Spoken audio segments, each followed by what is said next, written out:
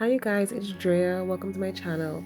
So today I'm just going to be giving a little more in-depth view as to how I go about drawing, my little process and stuff, and hopefully you can get some tips along the way. So let's just jump right in. Okay, so first of all, I am going to use the lasso tool and the color gray to kind of outline everything, because that way I can kind of see like if there are any parts like I missed out and so on when I color it later, of course. So after this, I go on a new layer and I choose the color brown. So brown, there's not really a color brown. You have to kind of go to orange. So I know it looks kind of weird here, but trust me, it looks better later on. So I'm just trying to get that everything in, get her hands and stuff like that. I know it's not really showing, but if you can look above her head, like what is basically the selection tool, it's near that pointer thing there. I'll make a little indication. um I have this area selected, so that gray color is still selected, so therefore I am not going to go outside that gray area, if you get me. So I'm just trying to do everything on its own layer, so that I don't really get things too mushy. I commend the artists that like to do that and can do that, but personally that's just my style of doing things. So I try my best to like put everything on its own little layer, so like if I have anything to kind of like fix up along the way, it won't be too difficult for me to do. So from this point on, since the lasso tool has already selected everything, I am just kind of like going about my process, coloring everything on a different layer. Some things I think I'll show later on. I don't really separate them, like single them out, because I think I would just be wasting layers. So let me just play the video and I'll show you what I mean a little later on.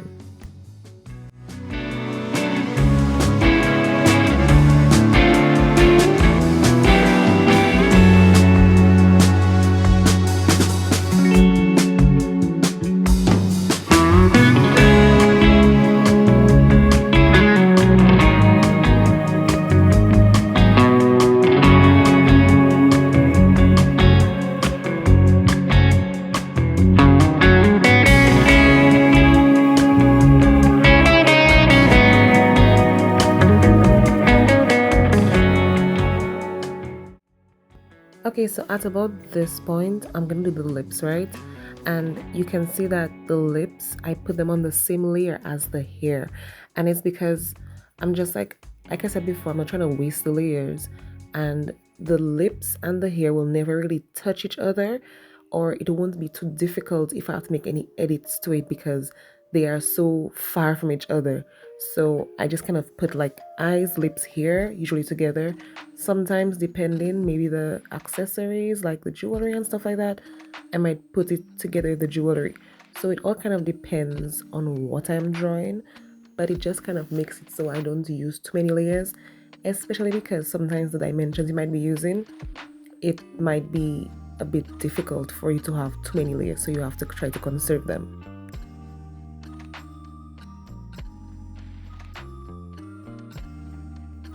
Okay, so now I have basically completed the base layers. I'm now above that sketch layer, and I just try to put areas that I know I don't want to make any edits to, like the nostrils. The first thing I've tried to put down is the blush. Just try and get a little bit of color to that face. And also I'm making this drawing simple, so I don't want to put too many details, so the blush really helps make it pop a little bit. If you have ever followed me on any of my other socials, I always say I learned this years ago, and I try not to put any dark colors for the shadows.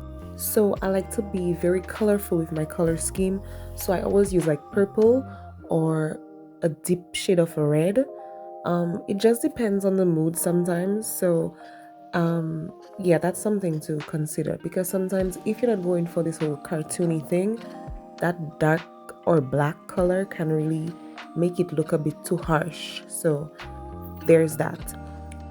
So I think like I'm gonna show it soon. Yeah, right there in the corner of the nose, and if you can see for the outline of the jaw, I don't use black. I use like a deep brown in order to like make it defined, or and even for the ear, because usually I put a lot more details into my drawings, but this one, like I said before, is a bit on the simpler side. Well, simpler for me because I usually overthink things. So I am just trying to make it pop without having to use too much shading and rendering. So using that line will really help. Oh, right. So right now I am on a multiply layer to try to define the shadows of that cap on her head. Um, it's a layer above everything, and it's in purple. I'm still using purple to get that color. But since it's now in multiply, it's gonna be a bit of a deeper shade. And I just keep on going around and around. I'm trying to put some lights into areas on her face. I'm trying to smudge everything out. So something I learned about smudging, don't just go back and forth, but go in little circles, and also try not to put too much pressure. It depends on what you're looking for, but too much pressure will make it look very, how should I say, smudgy? That is not the right word. My words are literally running away from me right now, but it doesn't look very cohesive with the drawing. Oh, blotchy, that's the word, blotchy. So now I'm doing the braids. It's braids are kind of like a crisscross. I could do a whole other video for this, but I did this braid so simple because I didn't want to spend too much time. It was really late when I did this drawing, and I had work the next day.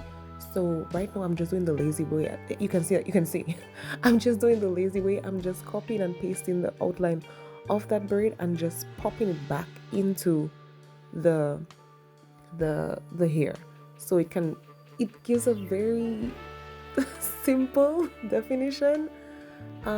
Just using the lasso tools and so on to kind of like move things around, warp them and so on, and erase it as I go along because I didn't have the time. However, I did like this because it helped me to not think too much when I was drawing, because like I said, I usually overthink my drawing, and I always think like, okay, there is more I need to do. But yeah, I was just kind of going with the flow and trying to get it done quickly. So now I'm just putting more definition into the hair, the edges. The edges, I need to put those edges, but I'll get back to that. And just going about it there. I think everything else from here on is kind of like self-explanatory, so I'm just gonna make the video play, and if there's anything I think that someone would not really understand, I will come back and try to explain it later.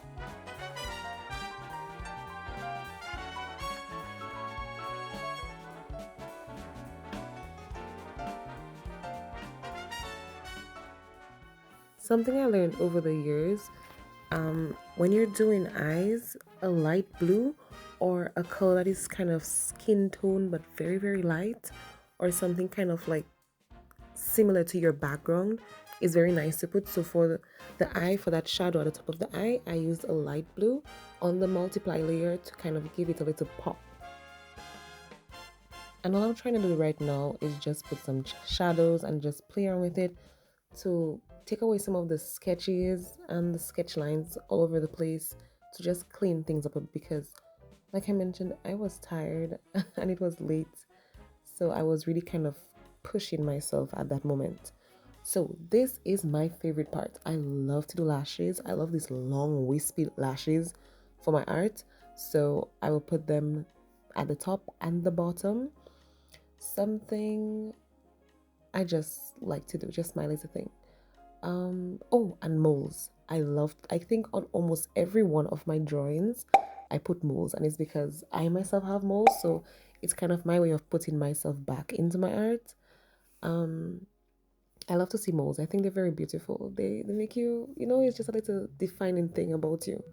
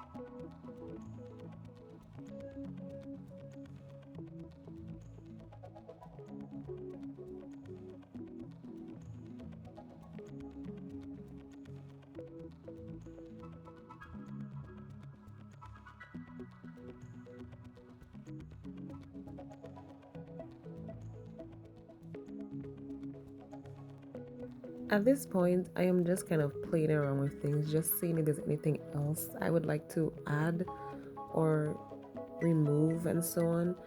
But it's coming to the end of the video. However, I want to thank everyone who took the time out to watch this video, or if you learned something, I am so happy that you could get something from me. I hope to make more videos on like this, sorry, in the future, but in landscape mode so you can get a better view. But thank you for your time. Hope I see you in the next one, and have a great day. Bye.